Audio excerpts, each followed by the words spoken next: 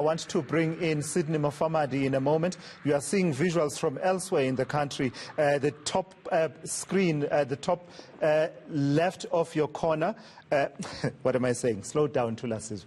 The top left corner of your screen is in the area of Mamelodi. Those visuals are coming from Mamelodi. I believe it's an OBC outlet.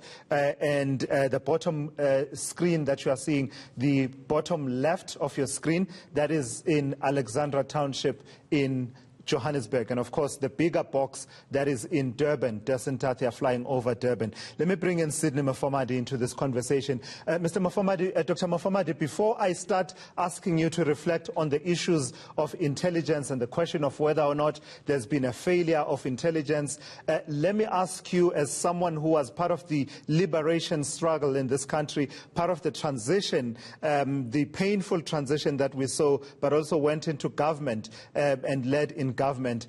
Have you ever contemplated that we could find ourselves in a situation such as this? Or let me put it differently, what do you make of what's happening now? How unprecedented do you think it is?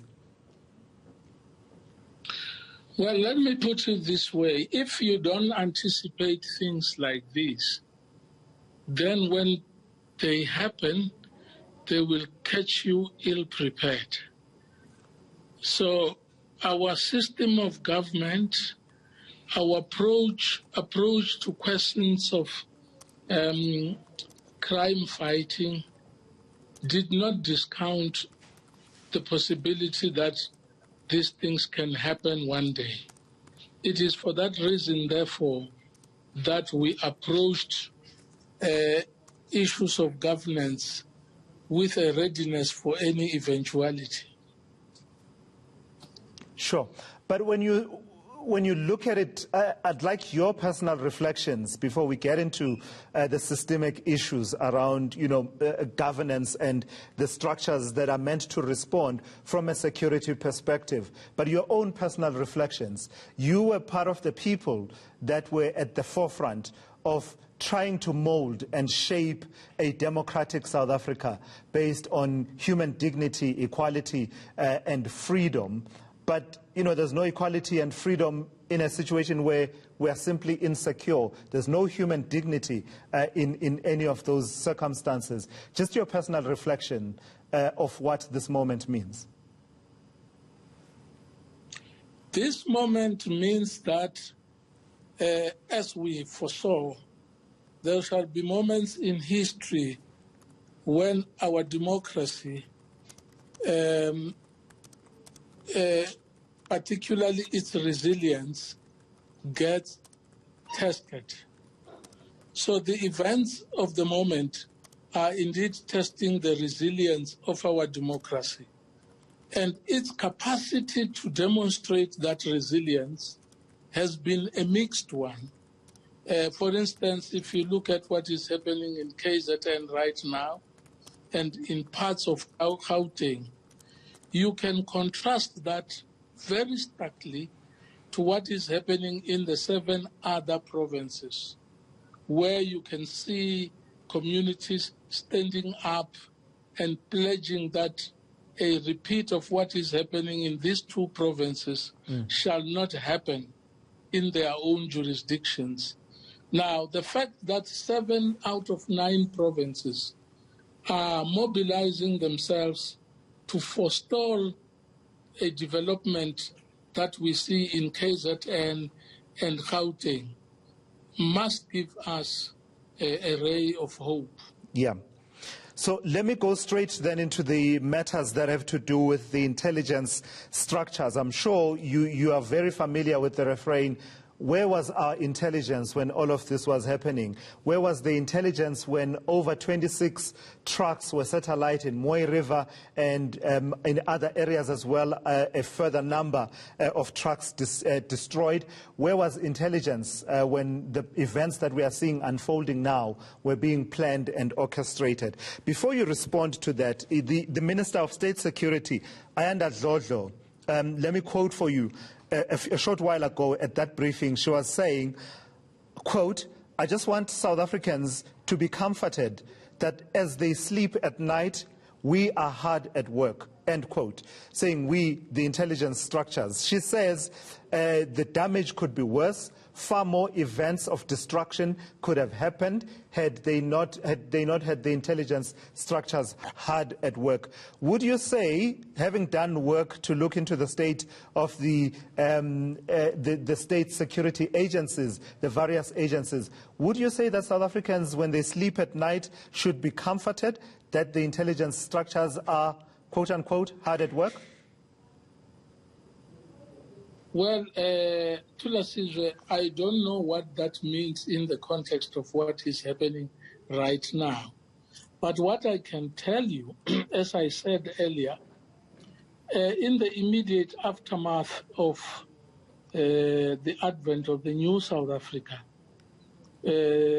government introduced a new culture of policing, which was called and must still be called community policing. As a result of which, community police forums were established nationwide. These community police forums were intended to forge collaboration between the law enforcement agencies, particularly the South African Police Service, and the community. This was actually something that was informed by experiences that we had before 1994. You will recall that in the communities of the oppressed then, there was a period during which we called on our people to render themselves ungovernable as we were creating structures that were referred to as organs of people's power. We knew then that that initiative could also have unintended consequences, which you saw in part with the emergence of groups of people who were generally referred to as the Komtsotsis. These were opportunistic elements who took advantage of the climate that was created through mass mobilization to engage in antisocial activities such as what you see in KwaZulu-Natal and parts of Gauteng. That phenomenon of the Komtsotsis was put down fairly rapidly in order to insulate our struggle from activities that are untoward. Now, I'm making this point to say that we need to look at whether that movement of building community police forums is still in place. In many parts of our country, I have found that you still have groups of organized residents patrolling their own neighborhoods for their own safety. There are much fewer community police forums in the country than there was, for instance, in the mid to late 90s. Yeah. Now, in the sense of structures like those, then you are likely to have communities being subjected to the tyranny of anarchy. Great. The tyranny of anarchy. I appreciate the context that you put to it, Dr. Mufamadi, and particularly your allusion to the phenomenon of Komtsotsis.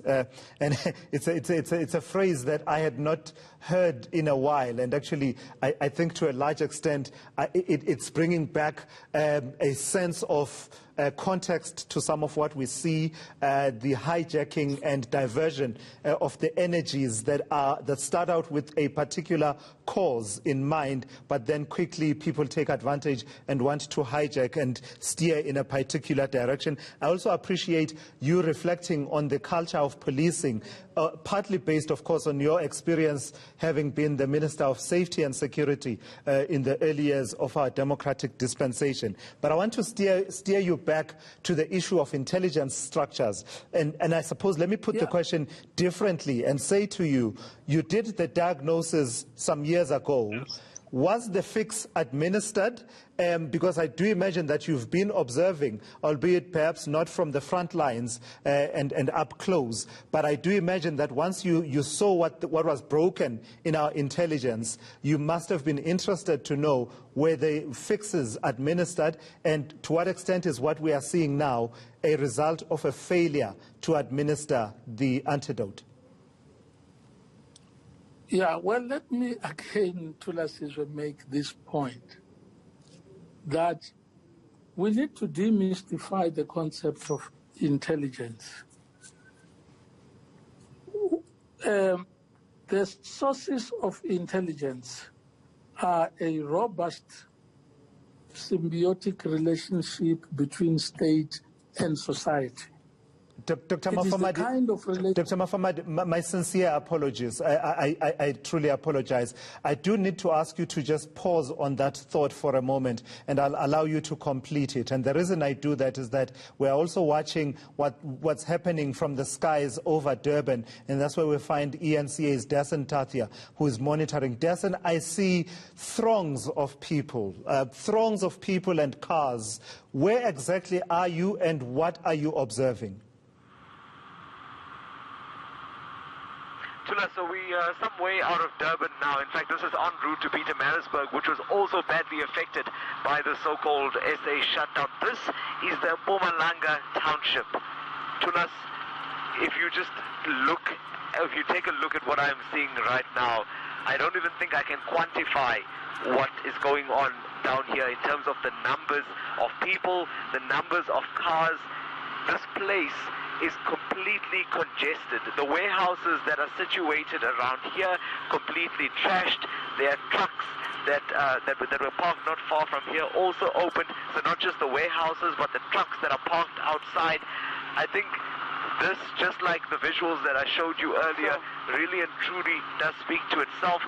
Is it not in stark contrast to what you're hearing coming out of those briefings to us?